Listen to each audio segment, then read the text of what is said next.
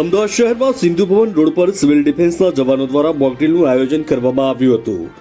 મુખ્યમંત્રીશ્રીના અધ્યક્ષસ્થાને civil defence excise અંગે યોજાયેલ બેઠકમાં નિર્ણય લેવામાં આવ્યો હતો અને અમદાવાદ શહેરના વિવિધ વિસ્તારો પૈકી સિંધુ ભવન રોડ, તાજ હોટલ રોડ પર આ મોક ડ્રીલ યોજવામાં આવી હતી। જો યુદ્ધની પરિસ્થિતિનું નિર્માણ થાય તો નાગરિકોએ શું તકેદારી રાખવી જોઈએ તેનું રિહર્સલ કરવામાં આવ્યું હતું અને એલર્ટ સાયરન વગાડીને લોકોને યુદ્ધની પરિસ્થિતિ વખતની તૈયારીઓ અંગે સાવચેતી વખતે શું ધ્યાનમાં રાખવું વગેરે બાબતોનું પણ સિવિલ ડિફેન્સના કેડેટ્સ દ્વારા સમજણ આપવામાં આવી હતી। આ મોક ડ્રીલમાં નાગરિક સંરક્ષણ વોર્ડન, સ્વયંસેવક, હોમગાર્ડ, એનસીસી, એનએસએસ, શાળા કોલેજના વિદ્યાર્થીઓ ઉક્ત મોક ડ્રીલમાં ભાગ લઈ જાગૃતિ લાવવાનો પ્રયાસ કરવામાં આવ્યો હતો।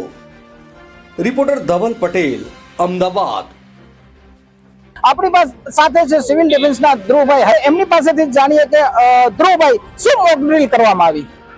અત્યારે સરકારની ગાઈડલાઈન મુજબ જે બીજા દુશ્મન દેશ સાથે આપણું યુદ્ધ ચાલી રહ્યું છે એ પરિસ્થિતિની અંદર જ્યારે પણ દેશ ઉપર હવાઈ હુમલો થાય ત્યારે આમ નાગરિકનો બચાવ કેવી રીતે કરવો, તો સિવિલ ડિફેન્સ છે એ ચોથી મિલિટરી કહેવાય છે, ચોથી મિલિટરી છે દેશની। તો સિવિલ ડિફેન્સના જવાનો આ બધી ટ્રેનિંગ લઈ ચૂક્યા હોય છે કે યુદ્ધના સમયે પોતાનું રક્ષણ અને ભારતના નાગરિકોનું રક્ષણ કેવી રીતે કરવું। તો આજે civil defence Sindhu Bhavan road ઉપર સરકારની ઓફિસની સૂચના મુજબ મોક ડ્રીલ કરી રહ્યું છે કે જ્યારે હવાઈ હુમલો થાય તો આપણે જોયું મોક ડ્રીલની અંદર કે હવાઈ હુમલો થાય ત્યારે સૌ પ્રથમ જમીન ઉપર સૂઈ જવું, કાન ઉપર હાથ રાખી, કોઈ પણ પ્રકારની ગભરાહટ રાખ્યા વગર મગજને શાંત રાખી અને થોડી વાર માટે પડ્યું રહેવું। સેકન્ડ સ્ટેપ આપણે જોયું કે જ્યારે હવાઈ હુમલો થાય કોઈ મિસાઇલ્સ ફૂટે ત્યારે કોઈ પણ બિલ્ડિંગ, જર્જરિત બિલ્ડિંગ કે મકાનમાં રહેવું નહીં, દોડીને મેદાનમાં જતું રહેવું અને જો બંકર બનાવેલા હોય તો બંકરમાં જતું રહેવું। આ પરિસ્થિતિની અંદર સિવિલ ડિફેન્સ આમ નાગરિકોને જાણ કરે છે કે આ પરિસ્થિતિની અંદર 2-3 મહિના ચાલે તેટલું રાશન ભરી લેવું, દવાઓ લઈ લેવી, તમારા ઘરની અંદર વડીલો, બાળકો હોય તો એમની જે નિયમિત દવા ચાલતી હોય 2 મહિના સુધી ચાલે એટલી લઈ લેવી, કઠોળ ભરી લેવું જે બગડે નહીં, ખરાબ ન થાય। અને એથી વિશેષ વર્તમાન સરકાર જે નરેન્દ્રભાઈ મોદીની છે એ જે આપણને માર્ગદર્શન આપે એ પ્રમાણે આપણે વર્તવું જોઈએ।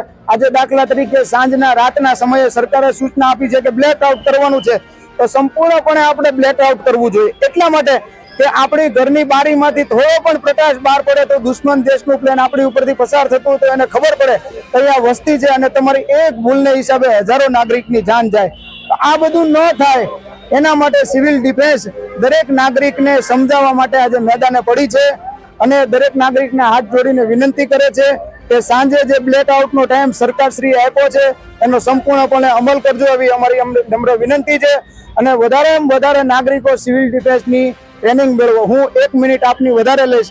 ફોરેનની અંદર એક મોલમાં આગ લાગેલી ત્યારે એક 18 વર્ષની દીકરી સિવિલ ડિફેન્સની ટ્રેનિંગ લીધેલી હતી, એને 200 જણાને મોલમાં એમ કીધું કે જમીન ઉપર સીધા સૂઈ જાઓ, જમીન ઉપર સીધા સૂઈ ગયા, એનાથી 200 થી 250 લોકોના જીવ બચી ગયા।